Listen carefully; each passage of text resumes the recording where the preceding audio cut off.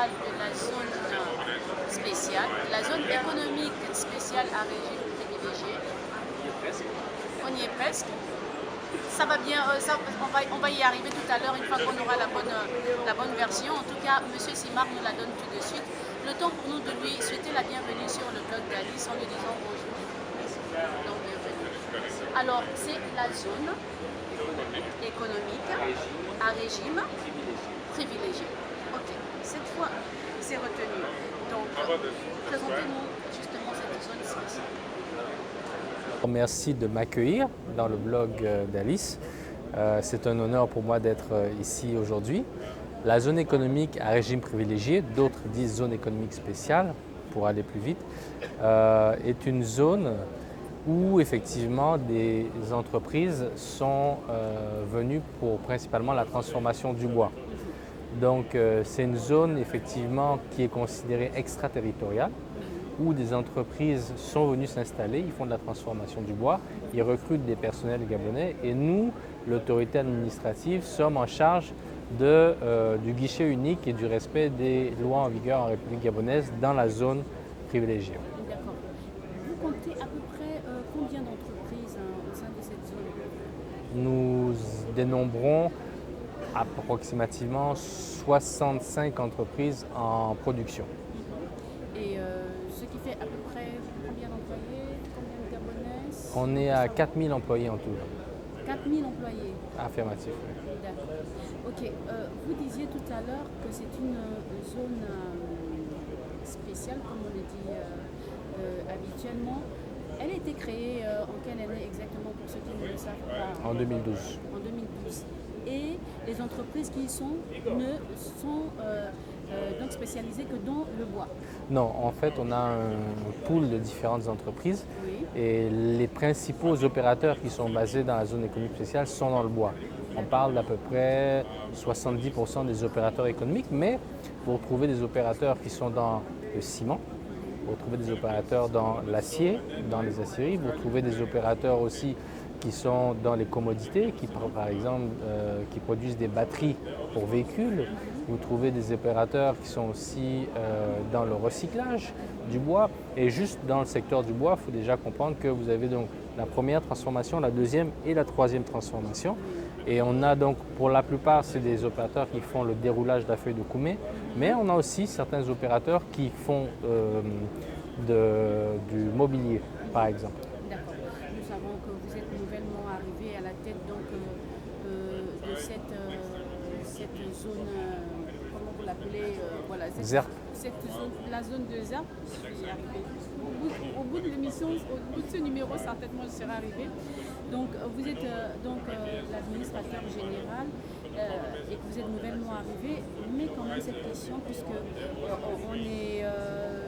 on sait qu'il y a ce qui est appelé la continuité donc, de l'administration. La zone spéciale, c'est désormais à peu près cette année d'existence.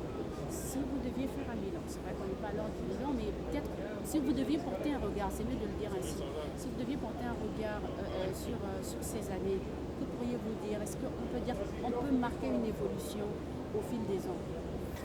Le projet, c'est un projet qui s'inscrit dans le temps. C'est un projet de diversification de notre économie. Je ne vous apprends rien quand je vous dis que l'économie a effectivement une prépondérance sur les hydrocarbures. L'idée qui était là, effectivement, c'était de faire une transformation dans deux directions. La première direction, c'est, on va dire, verticale, hein, c'est-à-dire faire la première, deuxième transformation, c'est-à-dire que la valeur ajoutée qui est produite à l'étranger, parce que les usines de transformation sont basées à l'étranger, on voulait rapatrier cette valeur ajoutée chez nous au Gabon. Ça, c'est la première des premiers des axes. Et le deuxième des axes, on va dire horizontal, c'est de diversifier dans d'autres secteurs d'activité que le secteur traditionnel comme les hydrocarbures. Donc, on a créé cette zone, justement, qui fait suite, il faut bien le rappeler, à la mesure que le président de la République avait prise sur l'interdiction de l'exportation des grumes de bois. C'est successivement à cette décision-là que la zone économique spéciale a pris son envol. Ensuite, effectivement, il y a eu toute la partie qui a eu trait à la construction de la zone, à l'aménagement, et ça demandait des efforts de promotion très importants. Parce que beaucoup d'opérateurs viennent de Chine, viennent d'Inde, viennent de France, viennent d'ailleurs. Donc il a fallu effectivement présenter les opportunités que constituait cette zone, leur démontrer aussi la solidité du modèle économique qui sous-tend cette zone. Et puis ça a engendré effectivement que aujourd'hui je vous ai parlé de 70, que plusieurs opérateurs se sont installés chez nous dans la zone économique d'Uncor. Et aujourd'hui vous avez, en plus des opérateurs économiques, vous avez aussi l'administration publique qui accompagne. La zone économique spéciale a une particularité, c'est qu'en un seul lieu, en un seul point, en un seul endroit, vous trouvez toutes les administrations qui entrent dans la chaîne de décision pour l'économie. Vous trouvez par exemple le guichet unique, il y a des impôts, il y a les douanes, vous avez la GAZA, vous avez l'ONE, vous avez les eaux et forêts, vous avez le Bureau Industrie et Compétitivité, vous avez la CNSS, vous avez depuis la semaine passée la CNAMGS, vous avez 22 administrations toutes réunies, donc qui font que l'investisseur qui s'installe dans la zone économique d'Uncor n'a pas à faire le tour de tous les bureaux, cogner, revenir, prendre un rendez-vous. Une fois qu'il arrive, sa requête est traitée in situ. Nous passons maintenant à ce qui est l'actualité, c'est le Gabon Show 2019. Vous participez justement à cet événement.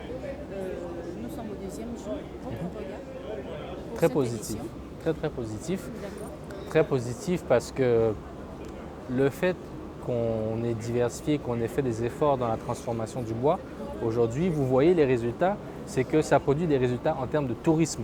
Parce qu'aujourd'hui, quand vous avez le Gabon Wood Show, c'est du tourisme. C'est des opérateurs à l'extérieur qui viennent d'Afrique, d'Inde, de Chine, qui viennent chez nous, qui découvrent le pays et qui peut-être voudront revenir avec leur famille ou bien prolonger leur séjour pour aller en face, pour aller ailleurs, à la Pointe-de-Nez ou ceci ou cela. Donc aujourd'hui, en fait, ce qu'on doit bien intégrer, c'est que le tourisme, le développement du tourisme chez nous se fait parce qu'on développe d'autres secteurs d'activité. Là, on vous prend l'exemple du bois, mais demain, vous pouvez avoir un secteur d'activité sur les télécommunications, par exemple, ou sur d'autres secteurs. Donc le tourisme s'appuie aussi sur le développement d'autres secteurs d'activité. Donc vraiment, on est très satisfait. Vous faites le tour, vous rencontrez des opérateurs économiques qui sont contents d'être là, qui aussi se brassent, Nous en avons reçu quelques-uns. voilà, se mélangent et échangent. Nous découvrons des choses très intéressantes, par exemple des poteaux électriques qui sont fabriqués en bois par un opérateur électrique qui est juste derrière. Dans l'arrière-pays, au lieu de toujours utiliser du métal ou bien du béton, utiliser du bois qui est fabriqué ici. Et aussi d'autres technologies qui sont faites à base de la récupération des déchets du bois qui effectivement permettent de faire des contreplaqués ou faire d'autres types de poutres qui sont très solides pour justement l'industrie du BTP. Donc vraiment, on a des bonnes découvertes et des échanges très fructueux. D'accord. Revenir encore sur on va dire, votre gestion de la zone administrative, la zone pardon, spéciale. Et la question de savoir, avec votre arrivée, disons, si vous deviez vous projeter dans l'avenir, quelles seraient les perspectives que vous avez maintenant? Alors, actuellement, on a une modification réglementaire au niveau de la zone. C'est-à-dire qu'on a effectivement la zone privilégiée qui existe, autour de laquelle on a créé une zone mixte dans laquelle vous allez avoir des commerces, dans laquelle vous allez avoir des instituts de formation, le centre de formation qui est en construction par ailleurs, dans laquelle vous allez avoir une zone à forte productivité agricole, une zone de service, dite de service, une zone,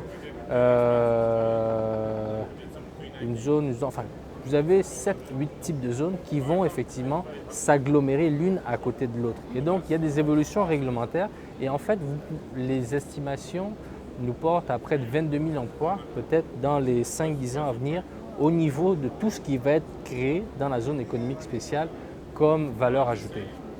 Donc, on parle quand même d'un moteur réel de la diversification de l'économie et c'est palpable. Aujourd'hui, si vous venez, d'ailleurs je vous invite cordialement, ma chère Alice, dans la zone spéciale. Voilà. Donc si vous venez dans la zone économique, vous verrez effectivement que c'est possible et la diversification est tout à fait palpable chez nous au Gabon. Nous sommes quasiment au terme donc, de cet entretien. Notre dernière question, et c'est une coutume dans le blog d'Ali, c'est celle de poser à notre invité la question de savoir ce qu'on pourrait lui souhaiter. Alors, que pourrait vous souhaiter le Bug d'Alice? Je dirais que vous me souhaiteriez de continuer à faire le bon travail que je fais. D'accord.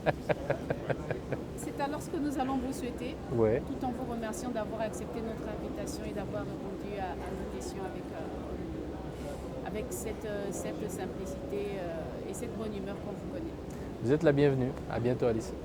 À bientôt, merci. Et merci à vous également de nous avoir suivis. On se retrouve bientôt avec un nouvel invité sur le blog d'Alice.